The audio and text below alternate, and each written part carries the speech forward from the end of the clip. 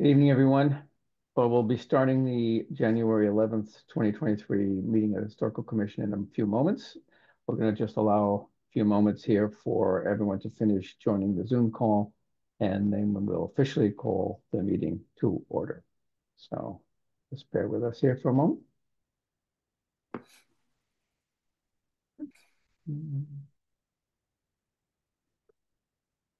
And let's see.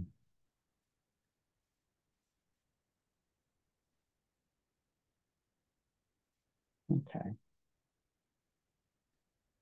See how our attendees are going. See, Mr. Duchesne is there. Let's know obviously. So it looks like our attendees are filling in. All right, why don't I get started? So Caitlin, I don't see Mark Syndrome, but we certainly have plenty of quorum, even if Mark is not with us. So for the moment, mark him as absent, and we'll do a formal roll call in just a second. Okay, so this gives us a chance to check everyone's audio. So Andrew Bernhardt, you're here, right? Here. Yeah. Okay, Biff Paus. Yes. Okay, Chris Sautel. Yes. Yep. And Christopher Fay. Yes. And am I correct, Christopher? You prefer Christopher to Chris? Is that correct? Chris Fay? No, Chris is fine. Oh, okay. Yep. All right, Alan Markey. Here. Okay, thank you, Alan. And Joe Morgan. That'd be Joseph. I'm just kidding. It's Joe. Wise guy. And the chair is Glenn Richards speaking, and that's all of us here. So we have 1, 2, 3, 4, 5, 6, 7 in attendance. Okay, so we will officially begin the meeting. We'll call Ed Neumer and Mark Syndrome absent for the moment. And we also have Caitlin Solomon and Gretchen Joy, the note taker, on the call. Most people are familiar with the Zoom format, so I'm not sure if we'll have a public comment period tonight, but if we do, I'll review the instructions for how that works at that time. In the meantime, just the panelists here have their audio enabled, and the attendees will be enabled when it's their turn to speak. Now, first item on tonight's agenda was listed as 11 Greenleaf Street. However, we don't really need to even deal with that. What happened in a nutshell was that you might remember a meeting, either last meeting or the one before, that came up. We dealt with it. We thought everything was hunky-dory. We gave them, actually, we ended up approving their plans to proceed. However, it turned out there was some technical problems with the way the meeting was noticed and so on. So that, well, you know, just call it legal technicalities. So, and then so it was re-noticed again, but there was a problem with that one. And then so the long story short, the time period within which the ordinance calls for the commission to act has passed. So you know, it's pretty much water under the bridge at this point. But it doesn't really affect anything we decided, in the sense that we were okay with the plans as they were submitted, but and so they're going to go ahead and proceed. So unless there's any question on that, I'll just move on to the next item. Does anyone have a question? I'm seeing not. Okay. So we'll get to a more meaty topic here. 27 Carter Street. I see Mead, Tellerman, and Costa is representing. So let's see who will be speaking for. I see Lisa Mead is here. Ms. Mead, will you be addressing us? I will. Thank you, Mr. Chair. Okay. All right. So Lisa, if I maybe sounds formal, I think you know the drill here. So we're going to focus first on the historic significance. Well, let me just say one thing, Ms. Mead. I was reviewing the data, not data sheet, the ordinance, and in the definitions it says that as to what is a historic structure, it's this, or there's three possibilities: A, B, or C, and B is quote, if it's quote listed as contributory to Newburyport Historic District as of August 2, 1984, that means it's quote historic. So it kind of, it almost seems like our vote is almost I don't know, unnecessary. Do you have any opinion on that, Attorney Mead? I do. I think for for that reason, and also it's more than 75 years old, right? So I think that it automatically qualifies. But part of the ordinance is also that you have the historic information. So I'm happy to just flip right through to the plans. But I do think you do need to take a vote that it is historically significant. So you can just, I would, if I'm not going to go through this at your discretion, I would like to point out that I did have an error in the filing. It's not in this presentation, but we said the earliest plan that it appeared on for the Sanborn maps was 1894. It's actually on the 1888 plan too. Oh, okay. Well, would you like to hit the high points or? Sure. Yeah, it won't, it really goes to your point, Mr. Chair. If you could just go to the first slide. So the property was constructed, somewhere between 1850 and 1870. It's clearly more than 75 years old, and it's also listed as contributory. So you can go to the next slide. So we like to point out and provide to the city for their records, the historic Sanborn maps, and show that, in fact, in this instance, the footprint is pretty much the same, as far as you can tell, certainly from the Sanborn maps, from 1888 forward. So you can go down to the city's assessor's map, that one right there. So carrying all the way through to the 1924 assessor's map, and we still have the same footprint on the assessor's map. And then if you go to slide 9, there we go. So here is the view from Carter Street. Not atypical of these, I don't know, Mr. Chair, you might call them something else. Sometimes we call them shotgun houses along Carter Street. Here's the front view. This house has needed some work for a while. They've already started to work on it, obviously, on the inside. But next slide, please. And here's a view going down Carter Street on the south elevation. All of those details, Al is on here. He's also the architect, which I think he's on the telephone. He had problems logging in, but the details around the doors you'll see in our plans are going to stay. So you'll like that. Obviously, all the corner boards and freezer boards and everything are all going to be restored as well. Next slide, please. And so here's a view from Carter Street for the north elevation. Not unusual. Given how close it is to the house next door, right on the property line. We don't have really very many windows there. Next slide, please. And here's the back. This is important because this is where we're proposing the second-story addition over this one-story section in the back right now. Next slide, please. And then just a neighborhood view in its context the board likes to see. So we actually, the 29 Carter Street is a broadside house on the street, which is unusual for Carter Street. And then you see 27 right beyond that. Next slide, please. And here's 25, the house next door to the south, to the north. Next slide, please. And then the opposite side of the street, you have obviously very similar houses along Carter Street. Next slide, please. And then just a little bit closer up as you're on the sidewalk, and you can see 25A Carter Street. Next slide, please. Again, a neighborhood context photo further down the street. Next slide, please. Across the street, again, there's 30 Carter Street. Again, very similar looking houses. Next slide, please. And then we have 34 Carter Street, again, similar looking style houses across the street. So with that, Mr. Chair, and I meant to say I'm here on behalf of 27 Carter Street LLC, and my name is Lisa Mead of Mead, Tellerman, Costa, 30 Green Street in Newburyport. Thank you.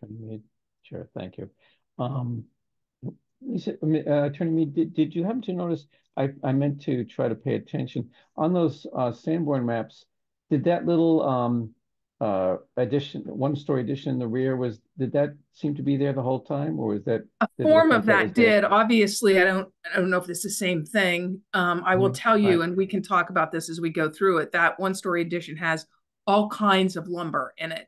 And the windows, which I'll show you, and I think we submitted this, are plastic Mhm. casing. So, I think it's old for sure, but it has been modified significantly numerous times. Okay. Yeah, my contractor that or carpenter that I had knew one time had a saying. He'd say, "I wasn't here that day," when I would ask questions like that. Right. Okay, so we weren't either. All right. Does anyone have a question for Attorney Mead at this point on historical significance? If not, we can take a vote. I think the motion would probably be that the structure is historically significant and considered for preservation. We can take a vote on that and then go from there. Anyone care to? Just I have a curiosity question. Do we know the history of? I know a lot of these homes were speculative homes for the workers at the mill. I believe James Blood, I want to say is his name, owned or purchased a bunch of those. Do we know about that? Any more of the history behind the home? Mr. Chair, through you. So, Yeah, go ahead. yeah, off the top of my head, Mr. Baus, I don't have the title in front of me. We did do the title, but I don't have the name of the original owner. That when typically we see that when we see the deed and it says with a house thereon or a building thereon, and I just don't have that in front of me. I just know that I've seen many of the maps in that area, like starting from the 1851 map that list that just show like names along with the houses on the map. So I didn't know if any of the map that you guys had found had listed any names like that. I don't think these Sanborn maps have the names on it. Sometimes Caitlin, if you go up to the assessor's map, sometimes the assessor's map might. Yeah, not usually on the Sanborn, but Yeah, exactly. Some no. of those and some of the earlier ones too. But I was just curious if you'd seen the name because I know that many of the homes along that street were all built in or at least owned by the same Dennis Shea. person. So Yeah, it looks like Dennis Shea. But that would be in 1924. But that's 1924, right? Sure. Anyway, thank you for that. I just was curious if that was found in any of the map research. Thank you. Yeah. You're welcome. Yeah. I think to the best of our knowledge, nobody of great historical significance apparently dwelt there. Or anyway, okay. Any other? If again, either a question or the motion would be in order. I motion that the property is historically significant. Okay. Andrew? And can I include and considered for preservation? And for preservation, yes. Yeah, and Two votes, okay. Yes. Well, we can combine those two decisions into one. Is there? Yes. Okay, so the motion is structure is historically significant and considered for preservation. Is there a second? I'll second that. I think that was Christopher Fay. Yep, I think I got in under the wire there. Okay. Okay. So we'll go around with voting. Andrew, your vote, Andrew Bernhardt. Yes, Andrew? Okay. Yes. Biff Baus. Yes. Okay, thank you. Chris Sotell. That's a yes. Okay. Mr. Sandron is not here. Mr. Fay. I'm going to be a no. Okay. On the preservation of it, if you need to know. I'll come back to you on that. Alan? Yes. Rocky? Yep. Okay. Joe Morgan? Yes. Okay. And the chair is yes. So did you mean by that, Chris, that you feel it's historically significant but does not need to be considered for preservation? Or correct. Oh, okay. Since we're combining the two, yeah. Yeah. Okay. Well, that's okay. Usually, okay. Yeah. I don't want to prolong things. Okay, so that is done. Let me Just taking a minute here to make sure my notes are all going to be correct and everything. Okay, one second. So now we have a demolition plan review, which is where we get to see exactly what's going to be demolished and what's going to be rebuilt. And there'll be a public comment period as part of that. And hopefully this time the meeting has been properly, all the abutters have been informed and so on and so forth, and everything will be just hunky-dory on the legal front. Will you be doing that, Attorney Mead, the presentation of the demo plan? I will, Mr. Okay. Chair. Yes. All right. Well, why don't you go ahead and proceed with that now? And we did double check on the dates related to the notices, so I think we're all set on that. Okay, good. Next slide, please. So the proposal is to renovate the existing structure, to remove the roof in the rear addition and construct a one-story addition on top of that. So it would be 2 stories, but still subservient to the main structure. The addition will add 220 square feet of floor space, 210 of which is usable, and then 258 square feet of wall area, mostly not visible from Carter Street. The main roof line, of course, will not be disturbed, and we can talk about that in a little bit. Only about 38 square feet of it will be able to be seen from Carter Street. The rear addition remains lower to the main roof, and the existing placement of the 4 light windows will be complemented by similar placement on the addition. Next slide, please.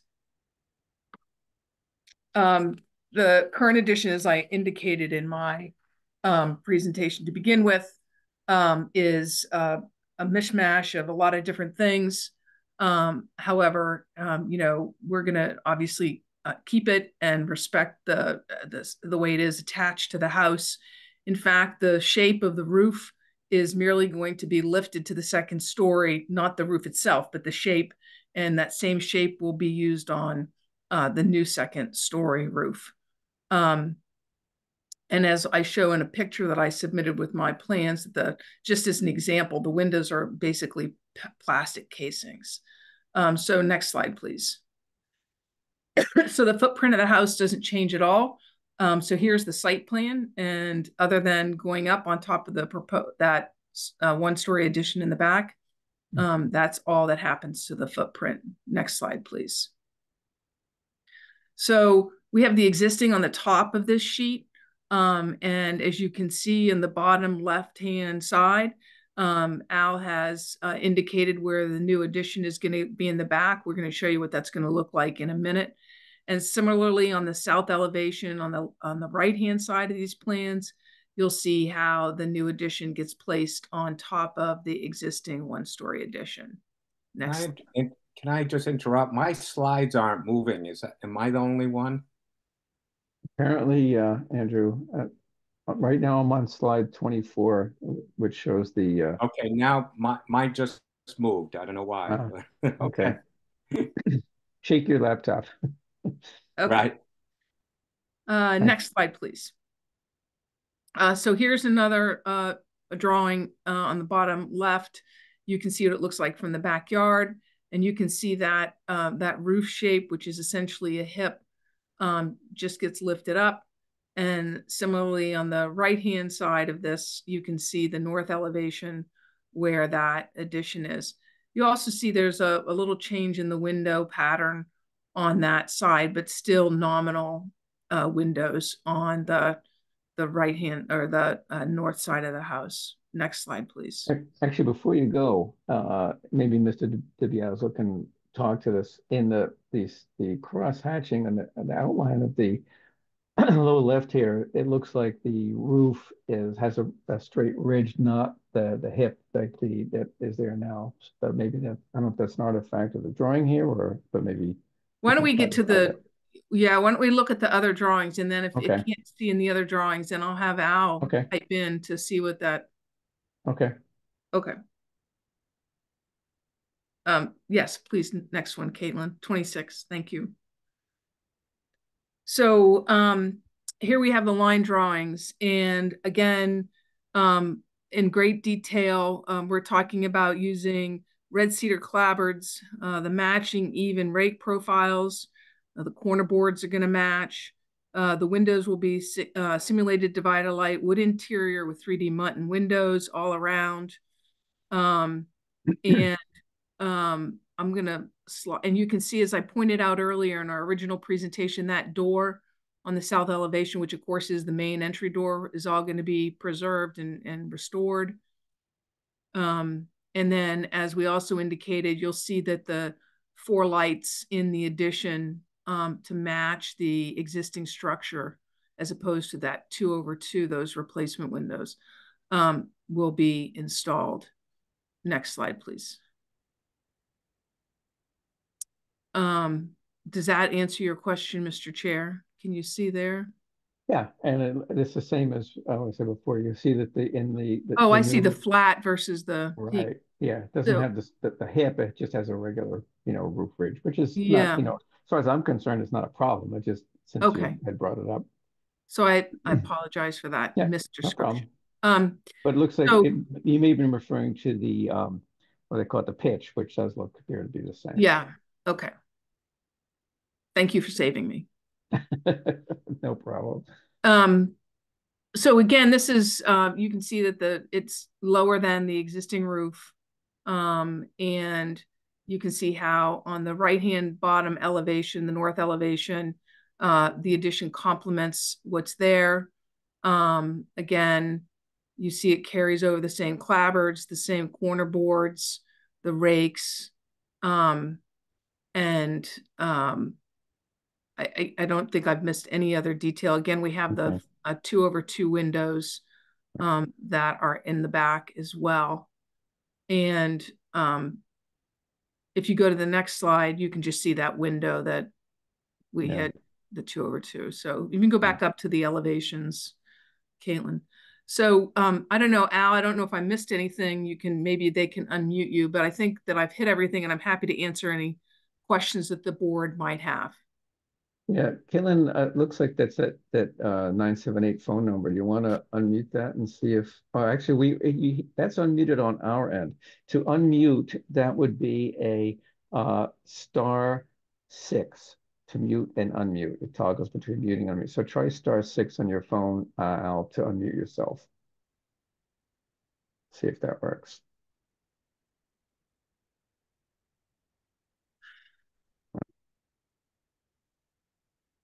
I guess not. Assuming he can hear us anyway. Well, if there's any questions, then I can text with him. So we can go from there. Okay. Well, let's see if any of the panelists do. So we will have a public comment period, but what we'll do is the usual procedure is first, any clarifying questions, anything that popped up among the panel here that want clarification before we go to public comment. I see Chris, your hand is up. Chris Sotell. Yeah, hi. Question. I noticed that the chimneys were going to be removed. I'd like to know why. Yeah, sure. So one of them, and again, Al could, I can maybe get a text here from Al, but one of them is in really, really bad shape. As Al described it to me yesterday, he's surprised it hasn't caved in on itself. And the other one, it's not in great shape either. And it's a very small house, so they're gonna, use the floor space by the rearranging of the interior layout. Yeah, I was going to comment on that, Attorney Mead. Chris, if you look at they're not in this presentation, but the floor plans that show the interior layouts kind of tell the story about that. And basically, existing right now, there's fireplaces, or at least they're outlines of one on the drawing anyway. I don't know what's actually literally still there and usable, but anyway, on that side of the house, there are 2 chimney systems with 1 or more fireplaces, and a stairway to get to the second floor is like right in the middle of the house, kind of perpendicular to the front entry wall.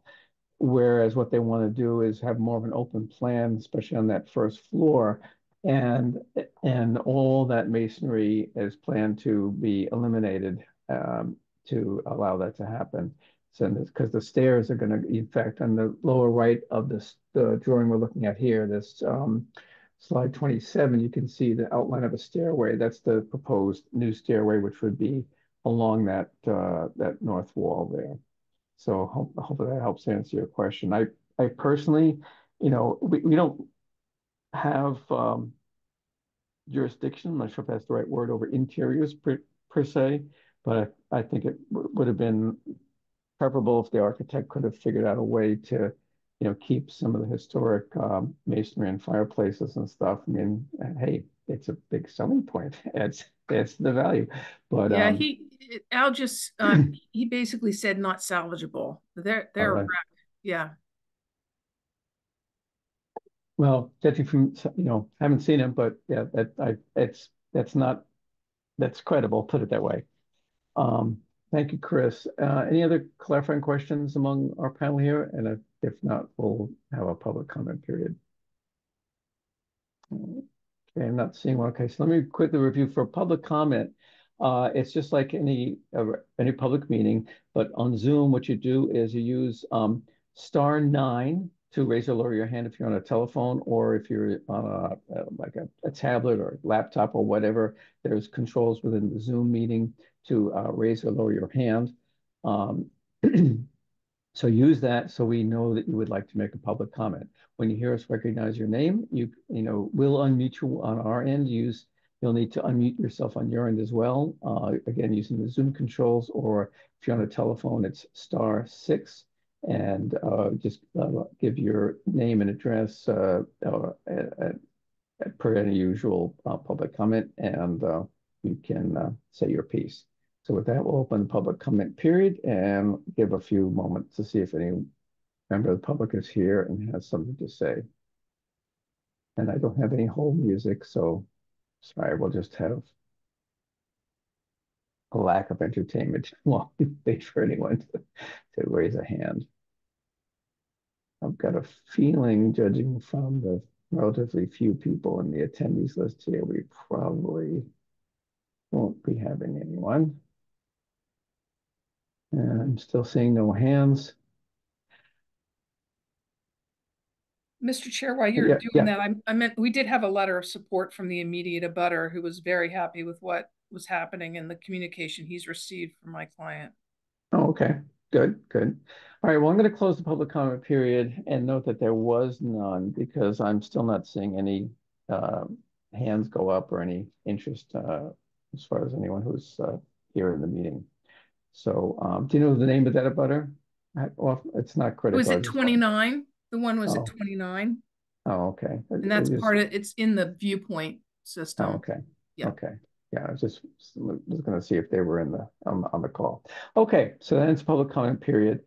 So we'll have a deliberation among ourselves here and about the deciding whether to impose a demo delay. The way this works, just to refresh everyone's memory, is excuse me, the next decision is we've already decided that the structure is historic and considered for preservation, but that doesn't necessarily mean it needs to be preserved, as we discussed with Christopher Fay a minute ago. So we have to decide if it's preferably preserved, and which would impose a demolition delay. Preferably preserved. The way the ordinance is written, it's really kind of geared around demolition, not so much renovation or restoration, which really seems to be the way things typically go here in Newburyport because of the value of these properties. So, so preferably preserved would impose a demo delay. We can then take a second vote whether or not the plans are acceptable, and as is, or with suggested modifications. The idea is if the plans do not materially have an adverse impact on the historical values of either the structure or its immediate environs, then we generally go ahead and vote that they should proceed. So having said all that, I'll go around the horn really quickly, see if who's got a comment. Well, since you spoke before, Chris, I'm going to start with you, Chris Sartell. Any thoughts on whether this should be properly preserved? And again, right now, we're simply debating whether the structure is worthy of preservation as a historic structure. Yeah, it is worthy by all means for preservation. And looking at the designs and plans for what's to get done, I believe, in the nature of it, if that addition had to come down to go back to the original house, it doesn't affect the house. So, oh, yeah, the addition in the back, if that if that gets rebuilt, yeah. And and I would agree, it's I think it's always we always hate to see old masonry go by the wayside. But it does sometimes get to a point where it's either for a number of reasons, economic or otherwise, just not worth trying to keep it, especially if it's not really interesting, historic nature in itself, like some huge, massive chimney in an old house and that kind of thing. So, but other than that, I would agree that as far as what people will see from the outside, I don't really see much of a harm being done here. How about the other Christopher, Chris Fay? Any thoughts on this? No, I don't. I don't see, like I said before, it's historically significant, but I don't see it as a remarkable sort of structure, especially considering the neighborhood context. It seems Right. like the addition is pretty consistent with stuff that we've approved in the past. Yep. So I have no real issues with it. Yeah. Thanks, Chris. I would agree that I wouldn't call it an architectural jewel. However, it's architecture is more kind of the place it keeps on that streetscape that they were so kind as to provide. You can see how it's a whole almost unified streetscape. They were probably all built right around similar time for a similar purpose, and they're all kind of similar. It's just kind of it's a thing. Joe Morgan, any thoughts? I agree with you entirely, Chair. I think the building has absolutely no architectural interest other than like maybe the side entrance. But I think it is a typology that really fits into that streetscape. The streetscape is extremely interesting on Carter. It's a Yeah. scale and a rhythm that I think really, in this case, it does merit a vote for preservation. Right. And just to make an architectural comment, personally, I really find it very awkward to have a slope roof intersecting a gable on the rear there. So, I mean, I'm not going to impose my preference, but I would just say that I would go for a flat roof there and just sort of reinforce the eave line and not try to deal with that crazy detail that they're going to have to work out at the rake there. So, but my opinion is yes, it should be preferably preserved. Yeah. Okay. How about Biff Bells? Any thoughts? Yeah, I think the building really is important as far as the streetscape and the neighborhood in general. These were all built around the same time and for the same purpose, and the scale and the size of them and being the intimacy of that street is really part of the architectural charm of it. I think the only thing that I see concerning with the addition is the loss of some of that window in the top middle there, and perhaps if that eave line was changed and it was more of a flat roof, as Joe is suggesting, that that could be almost moved up there. I doubt that the framing or the casing of that window is original. I'm sure I'm actually quite familiar with the home. I doubt it's much of the stuff on there is original construction build, but the scale and the frame, the size of the home is definitely what makes it worthy, I think, for preservation. Yeah. Yeah, we seem to be all pretty much on the same page. How about Alan Markey? Any thoughts? I think the addition in the back is enhances it, frankly, and I don't have a problem with the hip Okay. move. So And okay, sorry, I didn't mean to cut you off there. And Andrew Bernhard, any thoughts from you? I'm good with it. Very good.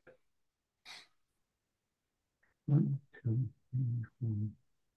Just figuring something out. Alan Marquis, you should be able to vote tonight. Let me see. One, two, three, four, five, six, seven. Yeah, because you can step in as the alternate since Mr. Cinderone is out, and also uh, um, uh, Ed Neumer. So you are eligible to vote on everything tonight.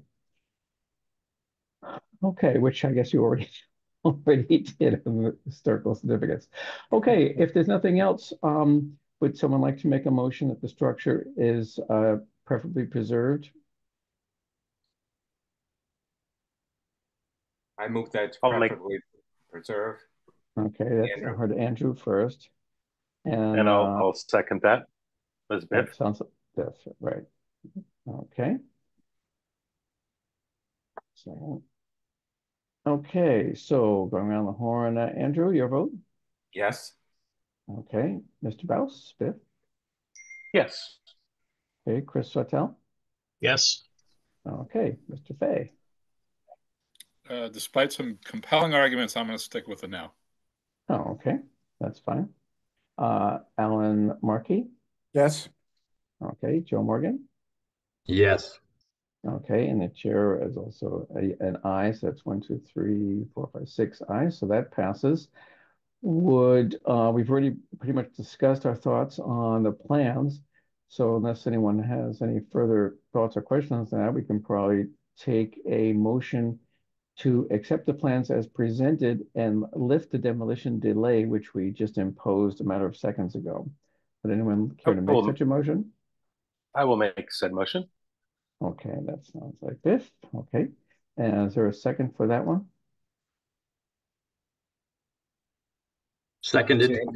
Okay. Yes. Okay, I've heard Joe first. I've just Okay. been working too hard. Okay. Andrew, well, your work isn't done. You've got to vote on this motion to accept the Right. plan as presented and lift the demolition delay. Yes. Okay, thank you very much, Biff Baus. Yes. Thank you. Chris Sotell. Yes. Okay. Chris Fay. Yes. Okay. Alan Markey. yes. Thank you. Joe Morgan. Yes. Thank you. And it shares sense. So that means, Attorney Mead, that your client can go ahead and we'll notify the building commissioner, et cetera, that, that the demolition delay was imposed but lifted, that the plans were deemed to not have an adverse impact, and they may proceed. All right. Thank you very much. We appreciate it. Have a good evening. Thank you very much. Okay, that was the only demolition delay hearing we have. Next on the agenda is 4 Otis Place. This is familiar territory from those of you who are around for the great Institution for Savings Edition saga. This is 4 Otis Place. This is a small house that is right smack on the property line with the institution. Is Mr. Duchesne? I thought I saw him in the attendee list. Let's see. And Attorney Duchesne, you're talking where you're unmuted on our end. I think you're probably unmuted on your end. So I'll just introduce this topic and I'll let you speak to it. So basically, there's a project here on the property, and because it is in the downtown overlay district and happens to be in a commercially zoned area, or in terms of the zoning, it needs a special permit from the planning board, just like the large addition to the bank did. It's interesting. I happened to check on that because I remembered something in the ordinance about trying to exempt, private houses and so on. And but that only applies if they're in a residential 1 or 2 district.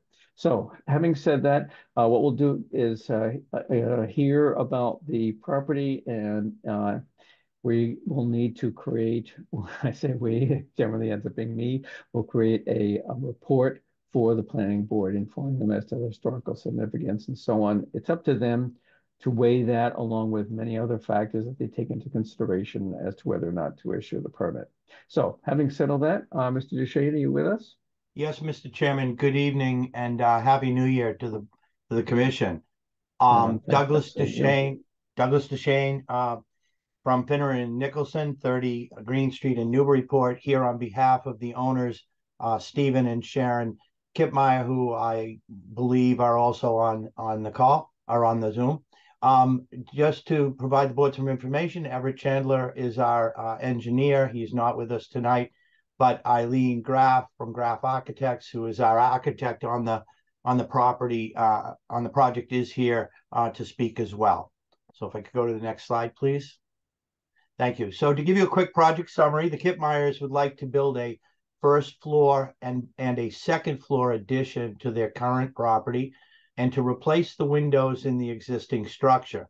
As determined by the zoning enforcement officer and mentioned by the chair, we are required to obtain special permits from the planning board, both under the special permit for nonconformities, but more importantly, the downtown overlay district for the addition. And of course, with that process comes the advisory review through this board. So we're here this evening to present the information to allow you to make that advisory review.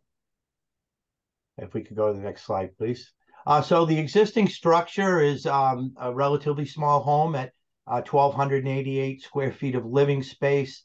It's a two-story single-family home, and again, as was mentioned, it is located in the Business 2 zoning district. The existing home and the lot is pre-existing non-conforming as to a number of dimensional requirements. The lot frontage is undersized at 42 square feet. The front setback is only 1.5 feet. Side setback is less than a foot, and unfortunately, that is the side abutting the Institute for Savings building. The rear setbacks are currently at 9.9, and the maximum lot coverage is 46.8%. And these pre-existing nonconformities are due to the fact that it is a very small lot at I believe 1,600 plus square feet. So it's a small lot and a relatively small home. So to give you some more details on that, if we go to the next slide, please. In terms of the proposed work, the proposed addition will impact two of our pre-existing nonconformities. The existing rear setback, as I mentioned, was at 9.9 feet, and the addition will push that back to 7.9 feet. So we'll be 2 feet closer to the rear lot line. And then with the addition, we will change the lot coverage from the 46.8 that is currently there to a proposed 48.8%. So a 2% increase in the lot coverage. But again, that's a function of the small lot size. As I mentioned in the next point, the proposed addition is very modest, or additions, if you will, are modest in size in that they're providing an additional 160 plus or minus square feet of living space. And we're actually going to increase the footprint of the building by less than 33 square feet. So this is again, in my opinion, a modest addition. So to give you some pictures of the site, if we could go to the next slide, please. Oh, I'm sorry, I missed the most important point. I want to give you a little bit of historical information regarding the property, and I will tell you that I obtained this information through the Macris and the Newburyport Preservation Trust plaque program, which my clients sought to be included in. And so there has been an excellent historical analysis and research for this home. So I have some, I think, very interesting information. And I'm just going to share sort of the highlights with you, and assuming that some of you may or have or will take a look at the historical report that was provided by the trust. So Otis Place, the street was laid out back in around 1880. The homes along Otis Place were developed over the next 30 years to fulfill a need for middle-class housing near Newburyport's central business district, and were inhabited by many of the clerks and managers of the businesses in Market Square. In 1884, Harriet J. Swap purchased a lot of land at the corner of Garden Street and Otis Place, and I understand that general area was known as Bannister Field. And she purchased her property for the sum of $950. On that land, she went about building 2 homes, including the home at 4 Otis Place, with what I'm understanding is an architectural style known as vernacular Victorian. However, she never lived in either house and later sold them in 1893 to the Little family. Thereafter, I understand in 1909, from these reports, that the Littles sold the home to Bessie Moulton, who was the wife of George Moulton, who was a manager of a boot and shoe store on State Street. And interestingly, the Moultons were actually the first family to both own the property and occupy it. I assume prior to that, they were rented. And then the Moultons held on to the house until 1919, so 10 years, and they sold it to the Clancy family, whose family then controlled the house until 1964. So, the Clancy family certainly had the longest ownership of this property at nearly, 50 years, I guess, if I'm doing the math correctly. And then after 1964, the house did exchange hands a number of times until it was purchased by the current owners, my clients, the Kip Myers, in 2021. So I was very happy to find that, there was such a great historical report on this home that was done by the trust as part of the plaque program. So it was a very interesting read, and I assume you'll take a look at it. So to give you some pictures, if we could, please. There you go. The picture on the left is the front of the home as seen from Otis Place. And you'll note that we do have, my clients do have their historical plaque attached to the home there between the 2 windows. To the right is what is occurring to the right side of this home. That is the foundation work for the Institute building or parking garage. And you can see in the background the yellow side of 4 Otis. So that's that right-hand side of the house and what's going on there. Next slide, please. And again, I'm just kind of giving you some more details of what's going on to the right side of the house. As you can see, the foundation wall is extremely close to my client's home. So this is going to be a very imposing structure on them, unfortunately. Next slide, please.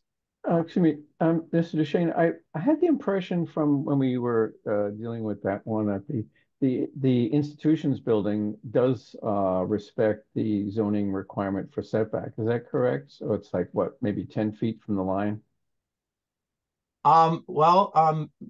Chairman, with all honesty, I didn't verify that, but I mean, if we go back to that picture, sure looks closer, doesn't it?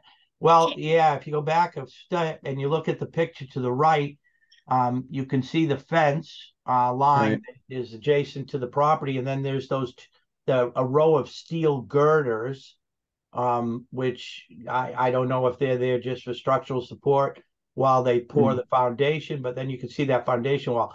I would estimate that foundation wall has got to be, I mean, the girders are within 3 feet, 4 feet, and that concrete wall is probably 6. So I'm not sure what the zoning was or is relative to their construction, but it's pretty close. Yeah. Okay. Just curious.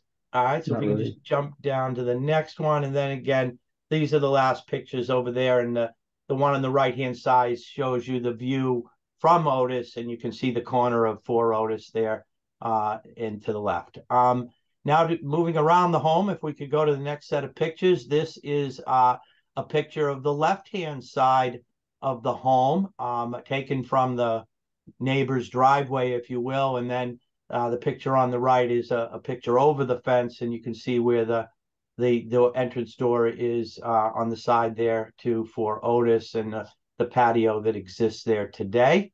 And if you could go to the last set of pictures, please. This just gives you a picture of that left side from the street. You can see the patio area and the fence, and you can see 4 Otis with the flag. And to the right, I apologize, but this was technically the only real good picture I could get of the back of the home, and sort of had to sneak around onto the neighbor's yard to peer on, to get a picture. It was just too close if I was in the yard to take it. But you can see the rear of the home, the details of the rear of the home. And while I have this picture, our proposal is to essentially add a second-story addition above that bump out you see, that 1-story bump out. So to add a second story above that, and then over in the right side, the corner where there's nothing, we are proposing just a 1-story addition that fills in that corner. So the last picture, which is the next slide, please, is actually a rendering of the house, and you can see to the rear, that is what the proposed addition will look like from the street. And in fact, you would have to go down the street as far as this picture represents before you can really see that addition. However, I can't even opine as to, if you'll even be able to see it once the institution building is built in that corner. If you try to see the addition from the left side, and as you'll see in the plans, I'm not sure whether it's readily that you'll be able to see it from the left side of the house, and I'll explain when we get to the drawings. But you certainly cannot see anything, as in a direct or a slightly angled view of the house. So this is a rendering which represents that gray roof, sort of, if that's a color, and that little outcropping in the back. That is what the final product will look like. Yeah, it would seem very unlikely that it'll still be visible once the institution building is done. And you just a thought, Mr. Duchesne, you might want to, if you want a rendering, I wouldn't be surprised if, I know there were a lot of renderings done of that area by the institution for their application when they needed a special permit, and I wouldn't. So those files are all, publicly on the web, the city's site there. And you might be able to find a rendering that shows this essential view, or maybe more like from the corner. Sure. That you might be able to take advantage to show what, how things would look once that's built, if in fact you want to. But anyway, just a little thought. No, that's an excellent suggestion. Thank you. However, I mean, rather than going through the trouble of trying to do that, we thought it would be, I think it's interesting to show the board that even if that building were never built, this addition is not intrusive or damaging to the character or view of the house in any event. So I guess I'm showing you worst case scenario because personally, I don't think it was a bad situation. So, but you are correct, sir. It's doubtful you'll even be able to see this at all. But anyways, we wanted to show you what it would look like in the event they decide not to build that building. So if we could go on to the next slide. This is just a quick picture of the sort of the footprint, and what you'll see is the shaded area, the tan in the back of the building. The long rectangular piece represents the addition that is proposed over the existing 1-story addition that exists today. And then the square box to the left represents a 1-story addition that we are proposing. So when I say that we're proposing a one-story addition, that is that little box. Right. And the second-story addition is the rectangular section that will sit on top of what's there today.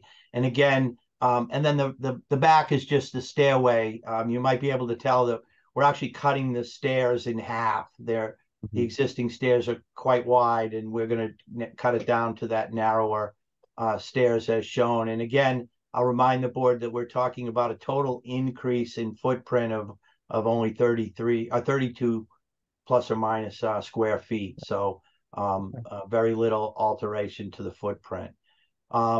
Next slide, please. Okay, and Mr. Chairman, with your permission, I would like to ask Eileen Graff to just go over the existing and proposed plans. I mean, she is probably much better at it than I. And Eileen, are you available? I'm here. Yes, thank you. Thank you. Good evening, Mr. Chair and members of the commission. So Doug did a great job in explaining most of the project, but I'll just reference these line drawings just to sort of walk through other changes that you will see, which is including replacing the windows. So on the top two drawings, those are existing. Really, as form goes, you really won't see any architectural changes to the front facade. As you can see, it remains the same. The goal in the only change you will see is that these windows, while they are not original, they're replacement windows. They just want to update and improve the condition of the windows just to be well insulated.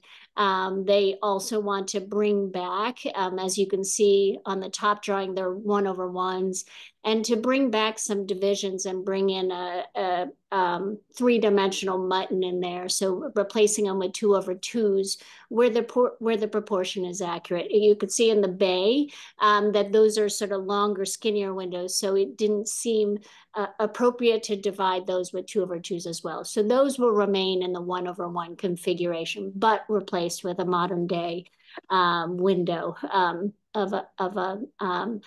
we've specified Pella or something equal, and we've submitted the profile for that with the city. So and we have that submitted in our application.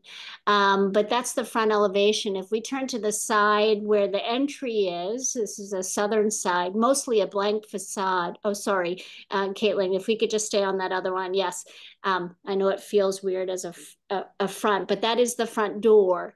And so the front door will remain, and that's a historic door there. There to the bottom, speaking of the bottom right drawing, this elevation is best to see. The one-story aspect that we're adding, the 33 square feet that we're talking about for a change in footprint, that is that little box in the corner, which we propose, bringing in with similar siding, clapboard siding, and that would be a very, very shallow hipped roof. But beyond that, what you're seeing as a change is what we're proposing as a way to add on the second story space, which is a similar roof line of the original.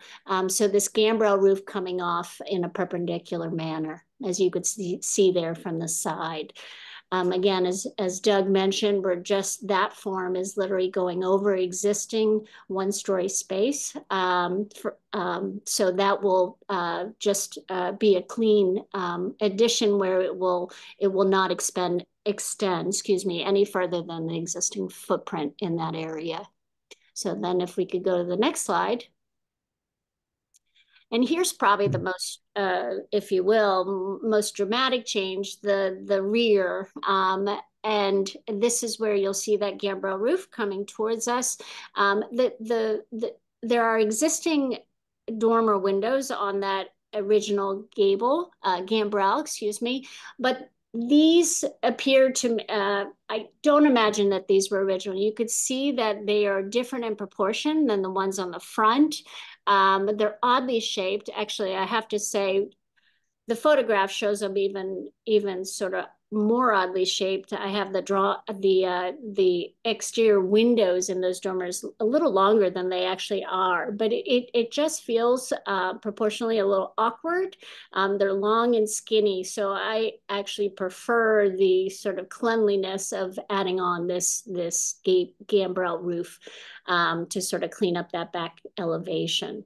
But the thought was that it was respectful and simpler in many ways. And again, coming in with that back gambrel with more clapboard wood clapboards around the side and the back there. What you can also see are some changes as well to the window types, as simple as I apologize. This is actually an older elevation, but it's actually on the top right drawing, that's a 1/1 window, and we're going to go back with it with a 2/2 window.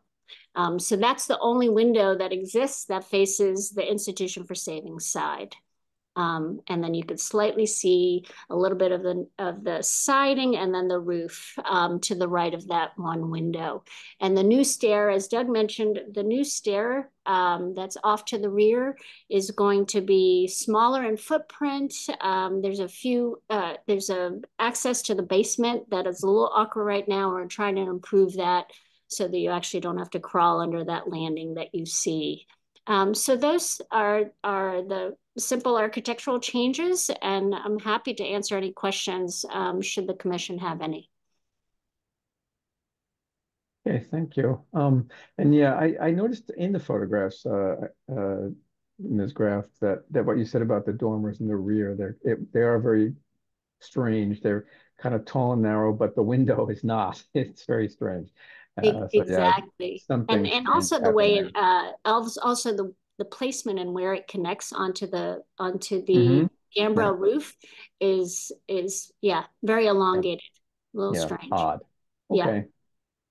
Well, did we pass over slide 18? Was there anything of interest on that? 17 and 18, sorry, they were real quick, but included just when I was doing the window inventory. Oh, I see. That's including Oh, okay, that's what that is. to reference. Okay. Yep. I think the planning board requires that. Okay. So, Mr. Chairman, if the board does not have the commission does not have questions for Eileen, I will just conclude here if that's acceptable.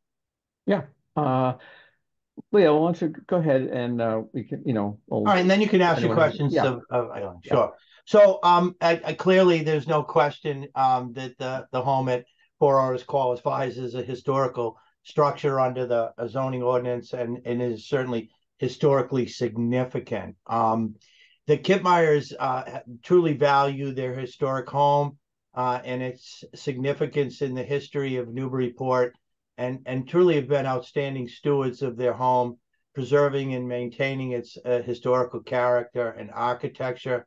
They have, in addition to maintaining the exterior, painting it, keeping all the trim and everything up to excellent condition. They actually went about to replace the sidewalks, the driveway, and the rear patio, which were constructed of asphalt and concrete pavers with more historically correct brick.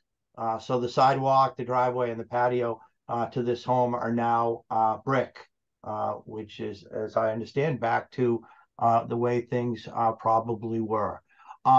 They also were responsible for reaching out to the Newburyport Preservation Trust in an effort to document the history of their home and to archive that report with the Newburyport Preservation Trust, and worked with the trust to actually be part of the historic home plaque program. As the first to do so along Otis Place, they hope that this would encourage more homeowners along Otis Place to do the same. As you probably know, that in making these efforts to document and preserve the history of the home. You know, the Kittmeyers were responsible for paying for both the historic research and ultimately for the plaque itself. So the Kittmeyers are very conscientious of their historic home and are doing everything in their power to preserve it and restore it. However, you know, in order to make the home a little more accommodating for modern living needs, they are proposing this very modest addition. As we may have mentioned, the small one-story addition is intended to be an office, and then the second story addition is just going to add a few feet of additional space to the master bedroom, which is quite small. You know, the proposed are very minimalist. And if I could go to the last slide, please, Caitlin. So again, the proposed additions are modest in size. They're located to the rear of the home and will not be readily visible from the street. Nor will the addition result in an increase in the height of the structure. So again, from most vantage points, this is going to be unseen. The proposed additions, including the materials that Eileen mentioned and the architectural styling that she employed in designing it, we believe are in keeping with the materials of and the styling of the home as it exists today. And again, and I'm sorry I didn't point out some of the neighborhood structures that were in my pictures, but you will see that the materials and the styling are consistent with the neighborhood and the DOD as in general. As required under the DOD, we believe the proposed alterations will not disrupt the essential form or integrity of the home or its exterior architectural features. I think we're in fact enhancing that in at least going back to a 2/2 window as opposed to the replacement windows there now. Nor will it disrupt the lot itself or its setting within the DOD. In fact, again, very little impact on its setting within the neighborhood. And then the proposed alterations will be compatible in size with the scale, height, color, materials, and characters of the home as it exists, and you know, the lot and its setting. And you know, Four Otis is one of the smaller homes on the street, so certainly this minor addition is not going to put it in a position of suddenly being out of character in any event. So I do believe my clients have made an excellent effort here to preserve their home and in trying to make it a little more comfortable. You know, have maintained that historical character. So we certainly happy to answer any questions the board might have in putting together its recommendations to the planning board. Thank you. Thank you, Mr. Shane. So what I typically do, all right, so we have to, our role as a historical commission is to provide that report to the planning board. They are the permit granting authority for the special permit. So what I typically do is just quickly go around the group here to collect your thoughts and opinions, to see if anyone has anything that hasn't of a historical nature in particular that should be included in the report. It's not unusual for us to say a few words as far as our recommendations, if any, too. So if you have any thoughts on the historical character, whether you think there's any adverse impact of what they plan to do, and so forth, I'll just go around the board here and take note of that so I can include that in our report. Okay. So let's see. I think I'll start with Mr. Marquis, Alan Marquis. Do you have any thoughts or comments? In addition, if it's stuff that's already been covered, you can just say so. Well, I think probably one of my biggest comments, and it's not really relative to the home design. It's the construction next door. Seems definitely like it's encroaching on their land, or it seems, I don't know, to me it just seems very bizarre that it's that close. As far as the structure goes, you know, I guess there's part of me that has some reservation to eliminating the dormers in the back. but in order to make that addition actually have any kind of, I think any real significance, those would have to go. So I think from the street, you really don't notice anything. You've also got this large building next to it. So I really don't have any opposition to the addition as it Okay. is. Yeah, thank you, Alan. And I think if the dormers were original fabric, I would share your concern about removing them. Pretty strongly suspect that those were not original and historic, but without doing a deep investigation, and I don't know if Ms. Graff was able to do that. I know from the appearances of things from the outside, they certainly look a little unusual. I don't know if anyone's had any tried to investigate, or maybe the Preservation Trust, when they were checking out the house, if they had anything to say about whether those were added at some later time or not. Let me see, I think uh, I, I see Mr. Kittmeyer is on the call, and you're unmuted on our end. It looks like Steve Kittmeyer. If you have a comment on that, you're welcome to address that if you happen to know anything about that particular question. Yes, hello everyone. We do not know Okay. any of the details of the history. Okay, from a structural. Or the dormers, but we. Right. Okay. All right. Well, thank you, Steve or Mr. Kittmeyer. I'll continue going around our board here. Stick around in case we have another question for you. How about Andrew Bernhard? Sticking with I think the house looks better with the modifications and the removal of the dormers in this case. Yeah. So I think they've done a nice job on this to keep the historical significance. Yeah. Okay. Thanks, Andrew. Thank you. I get some agreement on that. How about you, Mr. Baus, Biff Baus? Any thoughts? Sure. I think the neighborhood, the street is really interesting, just from the perspective that if these houses would have been built 20 years ago, it would have been, or 10 years ago, it would have been called, it would have been labeled as infill sort of housing, which essentially it was the time, it was almost all of it, as the history of this one, they were built as speculative housing for, to sell to renters, which is kind of similar to our last house we were looking at, actually, in that respect. But I think that's what I love about that street is just that the character of it is so different than the surrounding blocks, because it was this very specific time that it was, built and invested in. So I think that, definitely should be part of the discussion around the home, I guess.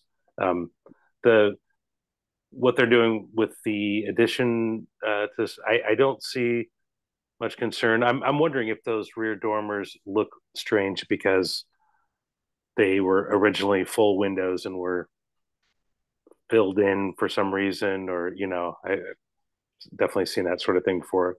But I think the size and scale of it, and especially knowing what's happening next to it, that unless you are in that little 10-foot bricked in space in the back, nobody else is gonna, other than the neighbors out the window, are gonna see that. So I think overall it's respectful to the streetscape, and like I said, I think that's what's really key to this house and the houses on the block, is just the overall style of it, and the real diversity and character and color on that street. I think is really interesting. Yeah, in fact, I should have mentioned that there's no Form B for this particular house. There is, I think it's a Form A. The Massachusetts Historical Commissions did write up a write-up on the streetscape. Exactly. Yeah. So maybe you guys saw that. Yeah, I've seen that. So that's really pretty much what you're referring to there, Biff. It is was noted, and particularly the fact that it hasn't changed very much. It's pretty much looks a lot like it Right. did back then. So, and I would agree with you that what the applicant here is proposing to do is not going to have any significant adverse impact, and And for the various reasons we've already discussed. in Oh, a thank you. random kind of a side note to Yeah. just for anyone as you're researching or looking into it, the Google Maps van rolled through Newburyport like a week or two ago, I think. Really? So there's that block is updated as of like I think last week or something, or like very okay. recently. So I'll have you to can check see like the current construction next door and Wow. everything, and get a really good idea of what's going to look like. All right, I'll have to check out Kent Street because I know until pretty recently they had a car parked in front of my house. It was one of my cars that I sold years ago. Well, Anyway. it went down Carter, so I wouldn't doubt it that it went down your street too. All right, Anyway. thanks, Bill. Okay, how about Mr. Sawtelle? Any thoughts? Yeah. First, I want to say that I think that the addition is I have no issues with it whatsoever. It's a modest addition for a modest small house that I think looks very, very nice. But my point I really wanted to make was the abutting property and the distances and the setbacks and everything. I know that personally firsthand from my house. The back of my house is between 4 and 6 inches of my house from my neighbor's property. Right. There are a lot of properties like this in Newburyport. Yep. A lot of them, and I believe as we go forward in the future with people that want to do a change to their house of sort, we're going to see this more and more and more. And just looking at the pictures, I'm more surprised at the institution being that close than somebody's home being close to a commercial. And seeing the wall there, it's a little concerning. But my point being is that the setbacks, the distances, and everything, I think we're going to see more of that coming up. I don't think that really should be a hindrance, providing there's a hearing, of course, we can see all the information at once, and that something like this shouldn't just be an automatic cutoff. That's just opinion. Yeah. Well, of course, that's, those issues are for the either for the planning board or the zoning board of appeals or as governing bodies on those. The planning board will take into consideration all of that stuff. I'm going to look at the institution plans again. I'm suspecting that the hole that they had to dig is quite close to the property line, but once the foundation is done and they actually start building a wall up, that the actual wall of the building will have the required setback. But I wouldn't put money on it just yet, but I'm going to check on that. But that's what I suspect is going to happen, because I thought that they held to the required setbacks over there. I mean, they had enough issues going on without that. So, okay. Is that it, Chris? Can I move on? Yep. Okay, Mr. Morgan, haven't heard from you. Any thoughts? If ever nothing new to add. Nothing new. I support the proposed plans. Okay, thank you, Joe. See, did I get everyone? Did I get? Yeah, I got Andrew, got Alan, got Biff, Chris Attell, Christopher Fay. Christopher Fay, did we hear from you? Anything you want to add? No, no, I don't have anything to add. I would concur with Joe. Okay. Okay, very good. If anyone's interested in my opinion, it's pretty much what they said for the most part. The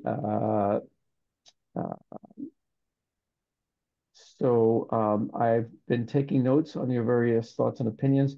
I think I hate to say this in public because I feel like I don't want to be accused of plagiarism, but Mr. Kittmeyer, I may talk to you about getting my hands on the historical research that the Preservation Trust did to kind of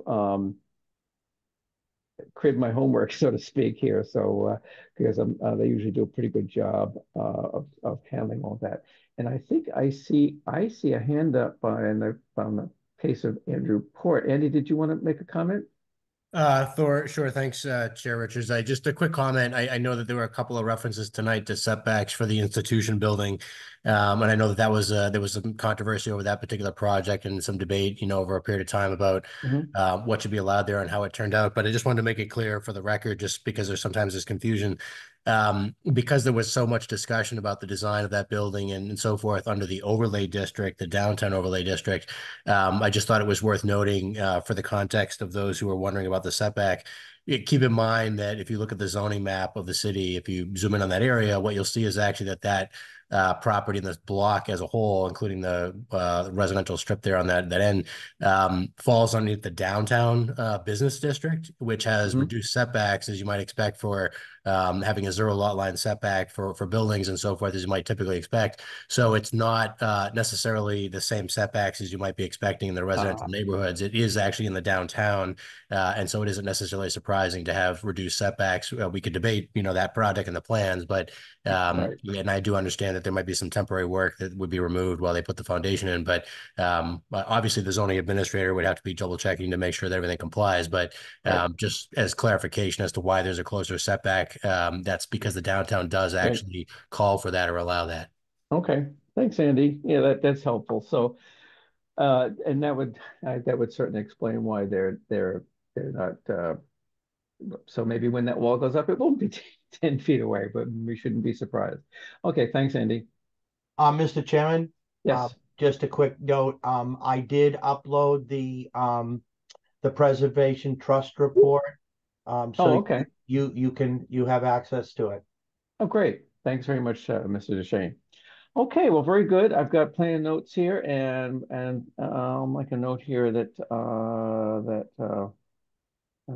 the NPT. By the way, when you go before the planning board, Doug, change your title slide to where it says, so they don't think you went through their plague program, but their plaque program. Oh, I'm sorry.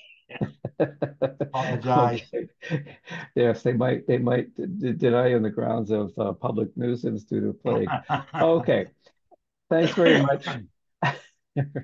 Okay, so let's move right along so we can wrap things up. There was some correspondence. Maybe you saw that. Nothing we need to take action on.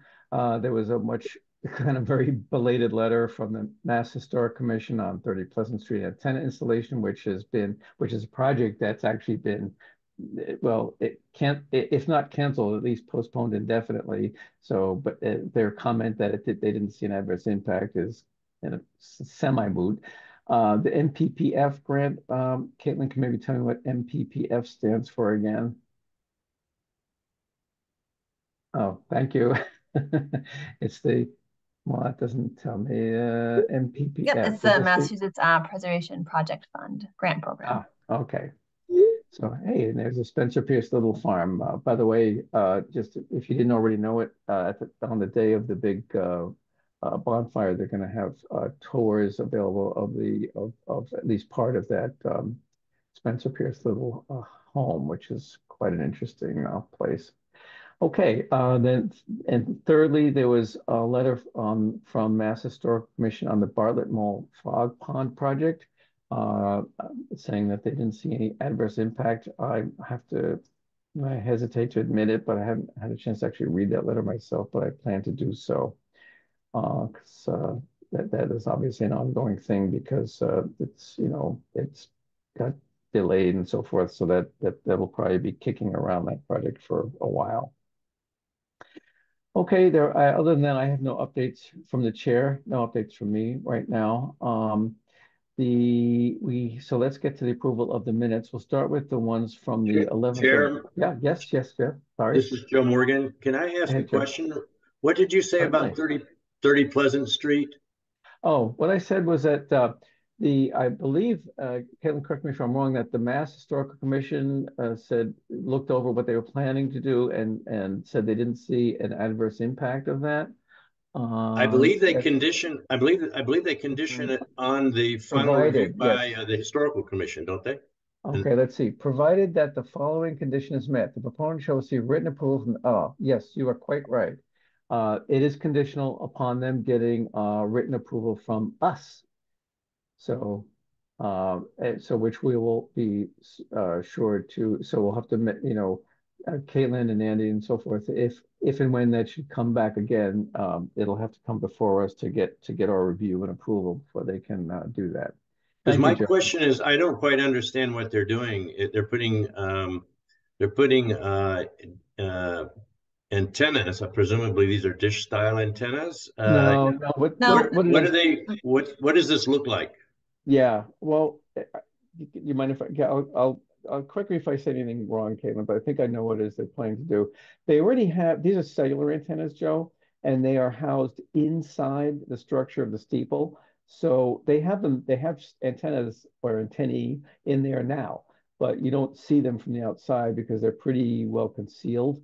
If you have binoculars and really, scrutinize it, you probably could figure out that there was something going on in there, but and they wanted to make some changes. However, at the present time, there is no plan in place to go move forward with anything. So right now they're not doing anything on that. As long as we're on the subject of the Unitarian Church, as you know, from your prior work on the CPC, and as Biff knows, and I think the rest of us all know, that they are applying for grant to re-roof their meeting house, but that's replacement in kind, so no real significant change there. And there's only talk at this point about maybe can they do solar panels, but at this point, nothing concrete on that. Just talk and rumor. And yeah, so that's what that was, Joe. And Thank you. and in the past, I think I was on the historical commission when the first application for the first antenna installations came in, and it was carefully reviewed for any adverse impact and so forth. And there was even a thing where they wanted to put some warning signs up way up on the steeple for workmen going up there, warning them about the radiation from the antennas. But I I don't know, that one never seemed to go anywhere either. So I don't know. I remember that one because I made a suggestion as to how they could put those warning signs in such a way that you would only see them if you were a workman climbing up there, and you wouldn't see them from the street. Okay. Any other questions before I move on to these minutes? Okay. So first is the November 11th minutes. We didn't have a quorum to approve them last time. The only one who wasn't here on the 11th that wouldn't be able to vote is Mark, and he's not here tonight either, so I have to worry about that.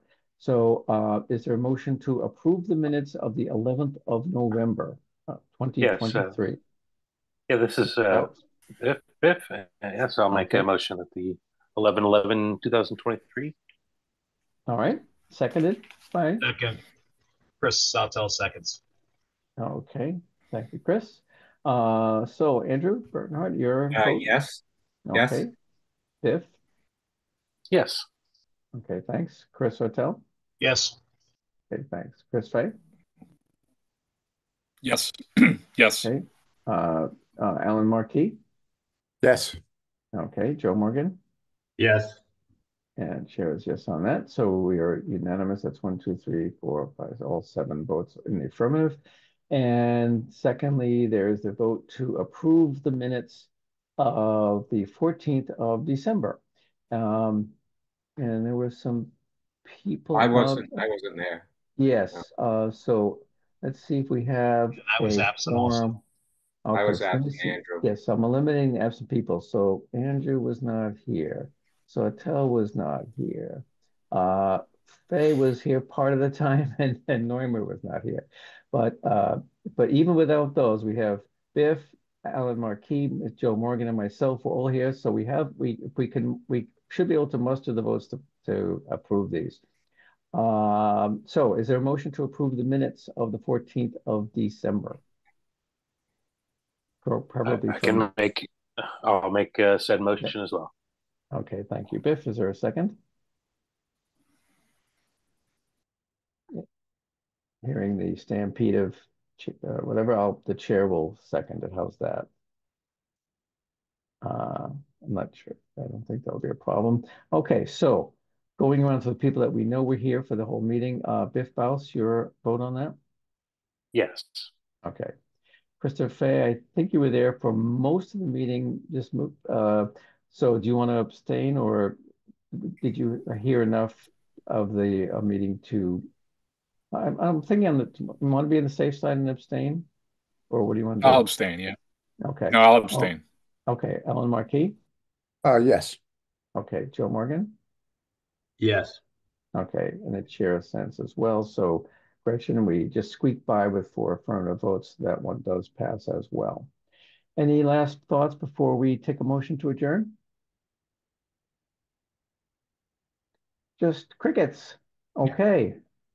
Does anyone dare to move that we adjourn? Move to adjourn.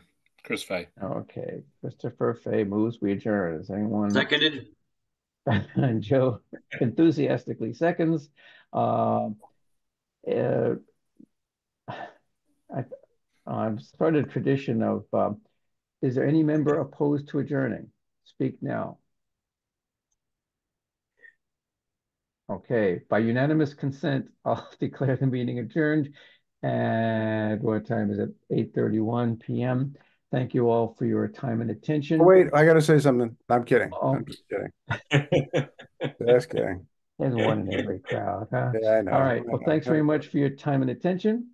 And till we meet again, I hope you do have a prosperous, healthy in 2024 for the new year. And thank you once, as always, for your service. And I bid you all good evening. Good night, guys. Thank you. Good night, everybody. Good night, everyone. Thank you, Chair. Good night. You're welcome.